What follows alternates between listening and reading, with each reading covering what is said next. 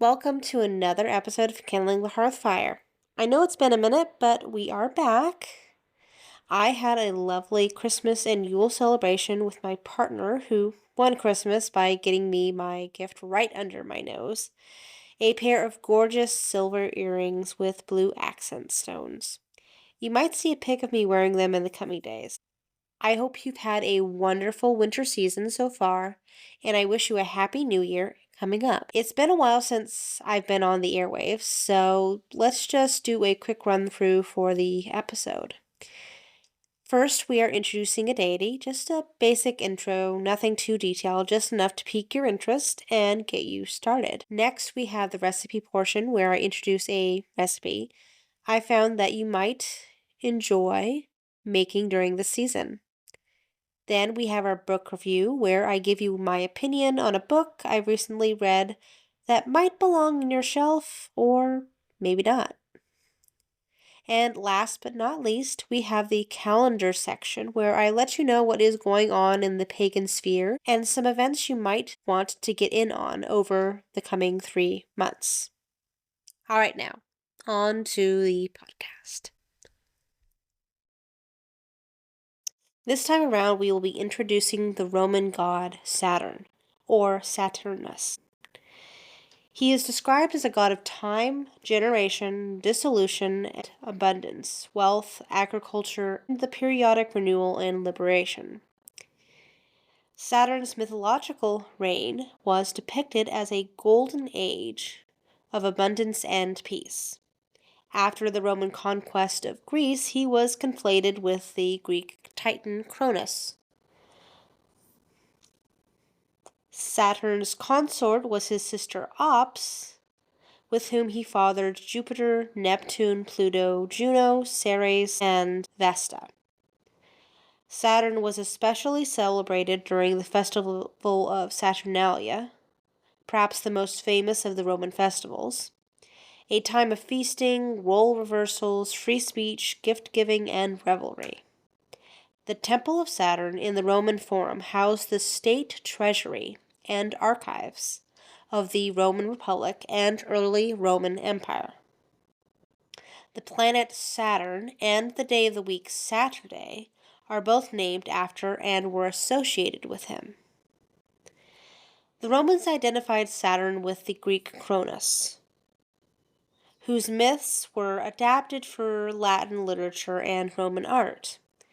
In particular, Cronus's role in the genealogy of the Greek gods was transferred to Saturn. As early as at Andronicus, in the 3rd century BC, Jupiter was called the son of Saturn.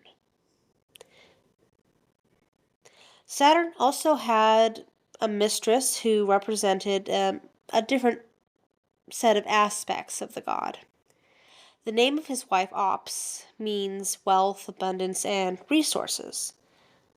The association with Ops is considered a later development, however, as this goddess was originally paired with Consus, whose name means the protector of the grain.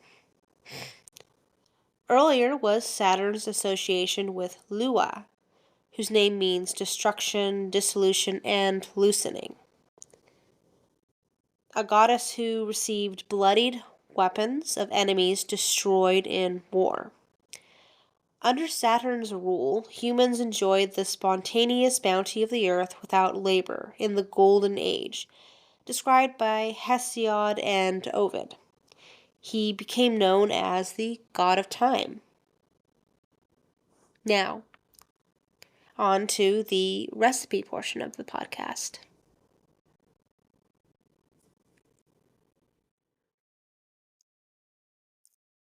This winter solstice recipe makes a golden-colored, nourishing soup perfect on a cold northeastern winter night when you need something to warm you up from the inside. It's a very simple recipe. I found it on allrecipes.com, and when I made it, I agreed with the comment that it was a great soup to start with as a base, but would be lovely with adding or whatever you have left in the kitchen. I love this with drop biscuits and maybe some added shredded chicken. The sky's the limit, really. It was submitted by Sarah Mays and is called, aptly enough, Winter Solstice Soup. Here is the recipe. A link to the original is in the show notes.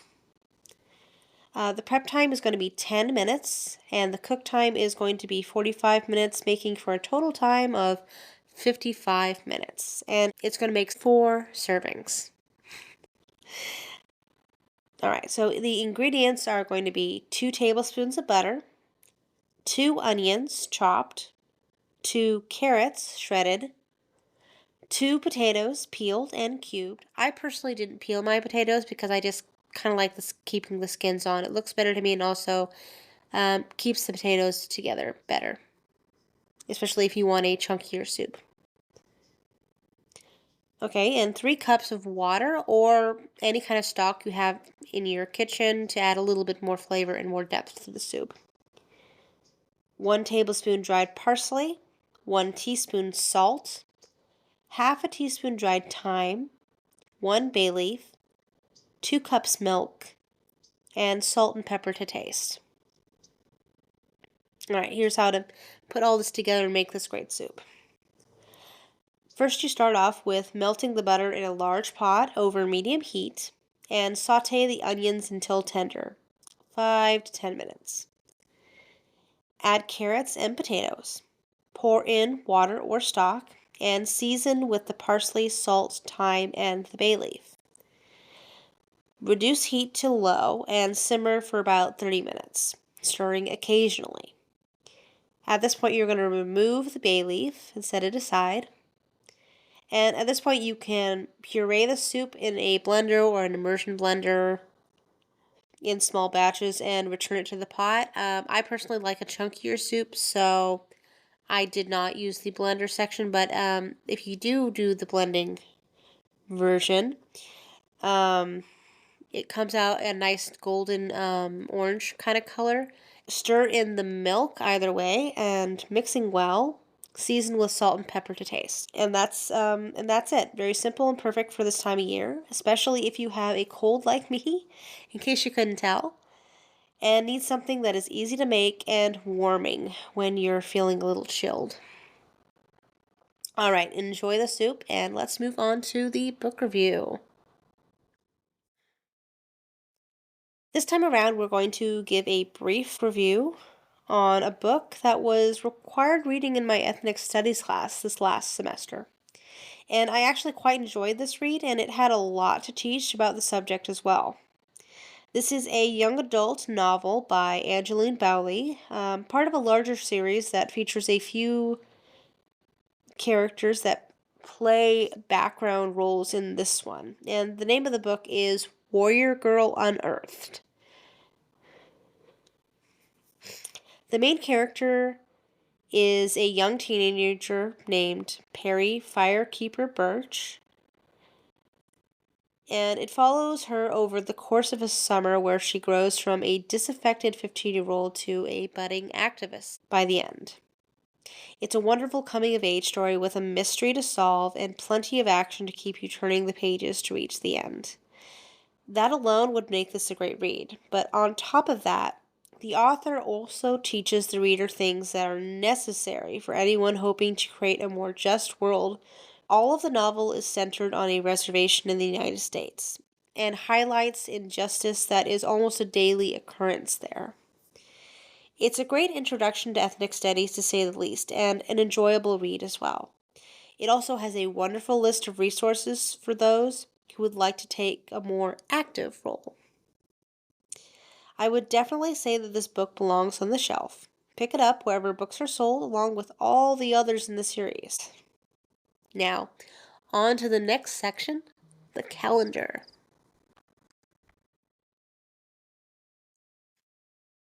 The next 3 months are a little sparse in the way of festivals, but here are some ongoing events that I think might help fill in the gap. The first one I want to mention is the Morning Dedicant Reading Club. And it's basically a Zoom call that they get together for a book club, and they do readings of the book for about an hour. And last time I was there, they were working on the Iliad. And it's a great way to get the reading done if you're on your way to doing the DP in ADF. They go through the book list that's on ADF. It's a fantastic group of people, and if you're wanting to get the reading done for the book reviews, because I know that can be a struggle for some people. It is Mondays, 11 a.m. to 12 p.m. Eastern Time, or 8 a.m. to 9 Pacific Time.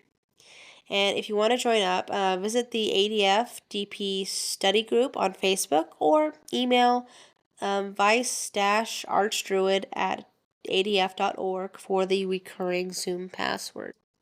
Check it out if you would like to read a book and hang out with people. Maybe grab a warm cup of joe in the mornings, especially since it is fairly early morning. And the other ongoing event or group of events that I've been involved in and found to be wonderful, especially this time of year when there's not a lot of festivals going on, is the weekly online ADF ritual hosted by the Virtual Fire Proto Grove.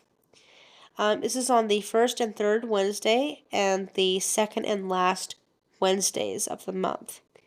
And I'll put a link to the Grove on the show notes. It's a great group of people. They do a group ritual every week, and I've been to a couple of them. They're fairly eclectic. They're a lot of fun, and it's a really close-knit group of people that are very welcoming, and it's great time had by all if you want that sense of community, especially during the darker times of the year when you don't have a lot of festivals to go to, or you're just stuck at home for varying reasons. Wonderful group of people. The rituals are excellent, and it's a lot of fun. So check that out. I'll put the links to their webpage for this virtual Proto-Grove in the show notes. All right, wrapping up, I would like to thank you all for your submissions.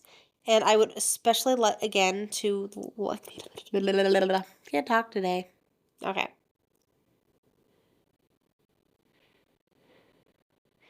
All right, wrapping up, I would first like to thank all of you that contributed to the content of the podcast. I always love seeing it, and it was great seeing it this time, especially since I've been gone for a minute, and it was great seeing all those contributions. We're getting ready for the next podcast together here at Kindling the Hearthfire. And if you have any if you have any ideas, celebrations, poems, songs, invocations, or anything else that you would like to hear included in the podcast, please send them to kindlingthehearthfire@gmail.com. I also would love to see pictures of your celebrations. Either post them to the Facebook group or on the Instagram with the hashtag KTH. Deadline for submissions for the next podcast is the 21st of January, and tune in January 28th for another episode of Kindling the Hearthfire. You can find our podcast on Stitcher, iTunes, Podbean, Spotify, and on YouTube. Be well, and may you continue to pray with a good fire.